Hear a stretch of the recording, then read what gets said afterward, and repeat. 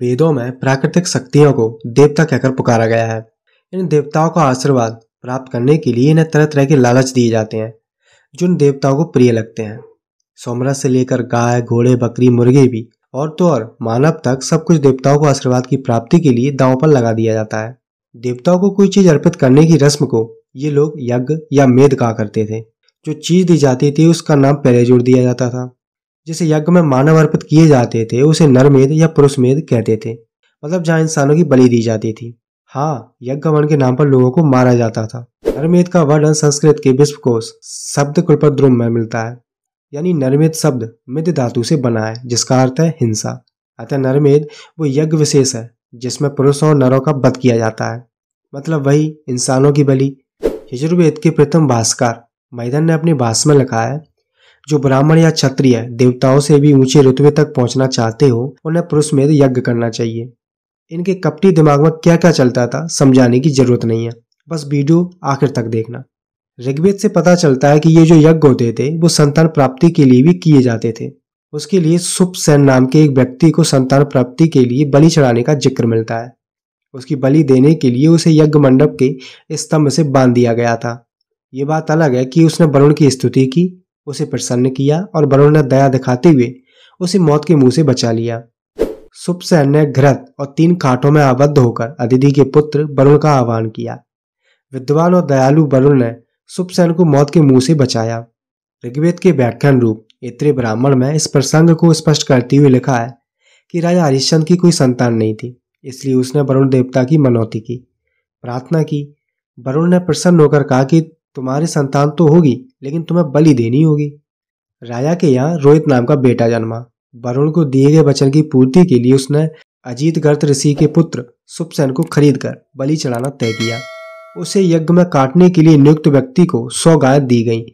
जब बलि चढ़ाने में थोड़ा समय शेष था तब सुपसेन ने वरुण की स्तुति की और उसे प्रसन्न कर अपनी जान बचाई।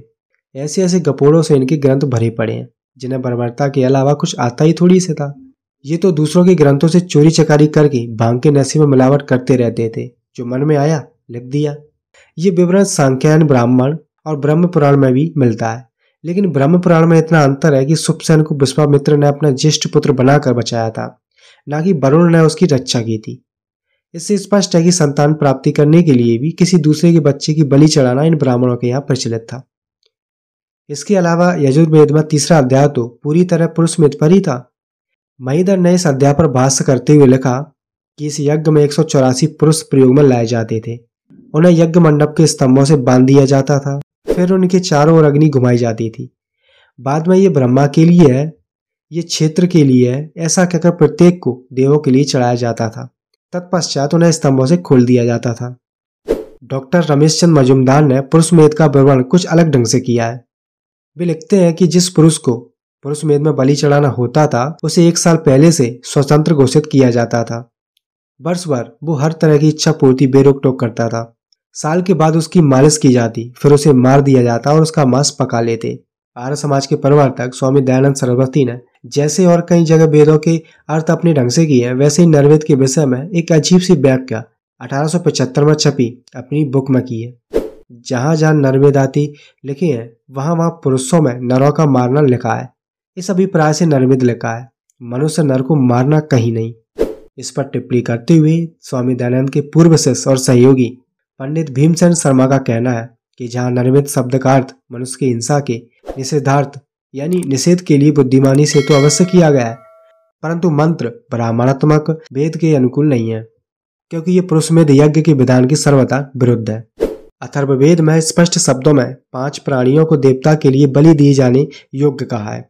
हे पशुपति देवता, तेरे लिए गाय, घोड़ा, पुरुष, बकरी और भेड़ ये 5 पशु निहित हैं, जहाँ बलि के लिए स्पष्ट रूप से पुरुष भी शामिल है, जो देवताओं के लिए दी जाती थी। महाभारत में जरासंध नाम के राजा द्वारा रुद्र देवता को बलि चढ़ाने के लिए इकट्ठे किए हुए बहुत से पुरुषों का जिक्र मिलता है।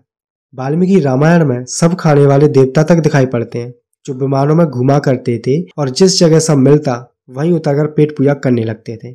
देख रहे हो, इनके देवता भी बड़े चाव से मानव मांस खाते थे। और ये अभी के चिलगोजी कहते फिरते हैं नहीं, ऐसा नहीं था, मुगलों ने अंग्रेजों ने मिलावट करी है। ब्रह्मसूत्र की व्याख्या में रामानुज ने अपना तर्क पेश करते हुए लिखा कि शास्त्रों में कहा गया है कि जिसकी यज्ञ हेतु हत्या दी जाती है वो सुवर्ण का शरीर धारण कर स्वर्ग को जाता है। इस तरह यज्ञ में मारा जाने वाला थोड़ा कष्ट सहकर बहुत लाभ प्राप्त करता है, अतः ये उसके भले की ही बात है। ये स्वर्ग का नंगा नाच अभी भी लोगों के दिलो दिमाग पर छाया हुआ है कि फलाना काम करने से हमें स्वर्ग मिलेगा और कुछ गलत काम करने से नर्क मिलेगा। इसी को मनु ने और ज्यादा तवज्जो देकर लिखा कि यज्ञ में किया गया बद बद नहीं होता। उसके आगे के श्लोक में लिखा कि जिस हिंसा का वेदों में विधान किया गया है वो हिंसा ना होकर अहिंसा ही है, क्योंकि हिंसा अहिंसा का ही निर्णय वेद करता है। अब समझ आया क्यों ये ब्राह्मणवादी लोग यज्ञ वन पूजा पाठ के नाम पर जानवरों की बलि चढ़ाते हैं। इनका काल्पनिक देवता खुश हो जाए और मांस खाने को इन्हें मिल जाए। इसके अलावा बलि परंपरा में ऐसे कई संप्रदाय उठे जिनकी विशेषता ही नरभेद करना थी। वही इंसानों की बलि, कापालेक और पाशुपत ऐसे ही संप्रदाय थे। ये चामुंडा व काली माता की पूजा किया करते थे और नरबलियां दिया करते थे। मुगल काल में जब वेद पुराणों की रचना हुई तब इनमें ऐसी कहानियां छापी गई जिनसे आम आदमी के मन में ये भाव घर कर जाए कि नरबलि से बहुत मनोरथ सिद्ध होते हैं, यानी अगर तुम इंसान की बलि दोगे तो देवता खुश हो जाएंगे और मनचाहा वरदान मिलेगा। देवी भागवत में पुत्र प्राप्ति का साधन बनाते हुए लिखा है कि द्विज यानी ब्राह्मण, क्षत्रिय और वैश्य का पुत्र यज्ञ में पशु की तरह मेरे हेतु बलि चढ़ाने से तुम्हें पुत्र प्राप्त होगा। ब्रह्म वैवर्त पुराण में तो इस पैशाचिक लीला का जो विधि विधान लिखा मिलता है, काफी हद तक ये विधान आज भी नरबलियों के लिए अपनाया जाता है। बलिदान देने वाले को चाहिए कि वो एक ऐसा युवक लाए जिसके माँ बाप ना हो, उसे कोई शारीरिक रोग ना हो, वो विवाहित हो, उसका पर नारी से संबंध ना हो अर्थात वो सदाचारी हो, व्यभिचार से उसका जन्म ना हुआ हो, उसके बंधुओं को विशेष धन देकर उस युवक को खरीद लें, उस बलि दिए जाने वाले युवक को स्नान कराएं तथा वस्त्र, चंदन, सिंदूर, दही, गोरोचन आदि से उसकी पूजा करें। अपनी नौकर द्वारा उसे 1 साल तक बाहर इधर उधर घुमाएं। वर्ष के अंत में अष्टमी और नवमी की संधि में उस युवक की दुर्गा को बलि चढ़ा दें। इस तरह बलिदान का उल्लेख किया गया है। बुद्धिमान पुरुष की बलि देकर दुर्गा की स्तुति कर, दुर्गा कवच धारण करें तथा भूमि पर लेटकर दंडवत करें। तत्पश्चात बलिदान करवाने वाले ब्राह्मण को दक्षिणा दें। इन चूनमंगों ने लोगों के बच्चों को भेड़ बकरी की तरह खरीदने और निर्दयता पूर्वक एक नौकर की देखरेख में साल भर रखने का जिक्र किया है। जिस युवक को खरीदा जाता था, क्या उसे और उसकी पत्नी और बच्चों को पता नहीं चलता था कि अब उसे पशु की तरह 1 साल तक घुमाकर देवी के नाम पर कत्ल कर दिया जाएगा? 1 साल उसके सर पर मौत का साया मंडराता रहता है। सारी समाज को भी ये पता रहता था कि फलाने फलाने व्यक्ति को उसके रिश्तेदारों से खरीद लिया गया है और साल भर बाद उसका खून किया जाएगा। समाज में स्वस्थ, सदाचारी और विवाहित नव पुरुषों को खरीद कर पत्थरों के आगे कत्ल कर दिया जाता हो, उस देश और समाज का पतन क्यों ना होगा? हजारों वर्षों की हमारी गुलामी इसी तरह की बुराइयों का परिणाम थी। ये तो कुछ भी नहीं है। इनके धार्मिक ग्रंथों में तो पिता को मारने तक की बात को बड़े गुमान के साथ लिखा है कि तुम पूछते हो कि पिता को यज्ञ में क्यों नहीं मार देते। इसका जवाब है कि शास्त्रों में पिता को मारने का आदेश नहीं है। अगर होता तो उसको मारने में कोई हानि नहीं थी। ये हराम को दूसरे के पिता तक को मारने के विधान रच कर बैठे हैं और तुम इन्हें अपने गुरुजी, पंडित जी कहकर इनके चरणों में गिर पड़ते हो। नरबलि का सबसे ज्यादा प्रचार राजा मोरध्वज की कथा ने किया। ये पौराणिक कथा लाखों हिंदू घरों में सुनाई जाती है। दशहरे पर इस कथा पर झांकियां भी की जाती हैं। बाकी के धार्मिक अवसरों पर इसे आधार बनाकर नाटक खेले जाते हैं। कथा में आता है कि भगवान अपने एक भक्त राजा मोरध्वज के यहाँ साधु का भेष बनाकर पहुंचे। उन्होंने राजा से कहा कि तुम और तुम्हारी रानी दोनों अपने हाथों से अपने बेटों को आरे से चीर कर और उसका मांस बनाकर हमें भी खिलाओ और खुद भी खाओ। ऐसा करते हुए तुम में से किसी की आंखों में आंसू नहीं आने चाहिए, अन्यथा हम रुष्ट होकर श्राप दे देंगे। राजा ने बेटे को पाठशाला से बुलवाया, चीरा, पकाया और साधु को परोस दिया। साधु ने राजा और रानी को भी अपने बेटे का मांस खाने को मजबूर किया। जब उन्होंने उसका कुछ भाग खा लिया तब वो साधु नारी से बोला, अपने बेटे को आवाज दो। रानी के पुकारने पर बेटा बाहर से उस कमरे में हंसते हुए प्रविष्ट हुआ। राजा रानी बहुत खुश हुए। उनकी हर मुराद पूरी हो गई। साधु अदृश्य हो गया। राजा रानी मृत्यु के बाद स्वर्ग को प्राप्त हुए। ये कथा हर मास हिंदू घरों में ताजा होती है। हर पूर्णिमा को सत्यनारायण का व्रत लाखों हिंदू घरों में रखा जाता है। स्त्रियां, लड़के और बच्चे ये व्रत ज्यादा रखते हैं। व्रती लोग सत्यनारायण की कथा किया और सुना करते हैं। इस कथा के आखिरी अध्याय में व्रत का महत्व बताते हुए लिखा है कि मोरध्वज धार्मिक राजा था। उसने आरे से अपना बच्चा चीर कर भगवान को भेंट किया। इससे उसे मोक्ष की प्राप्ति हुई। इस कथा ने नरबलि को आज तक जिंदा रखा है। हालांकि अंग्रेज सरकार ने 1845 में एक्ट 21 के द्वारा इसे दंडनीय अपराध घोषित किया था। 1841 में अंग्रेज अफसरों को पता चला कि गंजाम जिले और उड़ीसा के पर्वतीय क्षेत्र में खोंड जाति के लोग अपने खेतों को ज्यादा उपजाऊ बनाने के लिए प्रतिवर्ष सैकड़ों इंसानों की बलि देते हैं। उस साल बंगाल और मद्रास में 240 इंसानों की बलि दी गई थी। खोंड लोगों के यहाँ बलि दिए जाने वालों का एक विशेष वर्ग था, उसे मरिया कहते थे।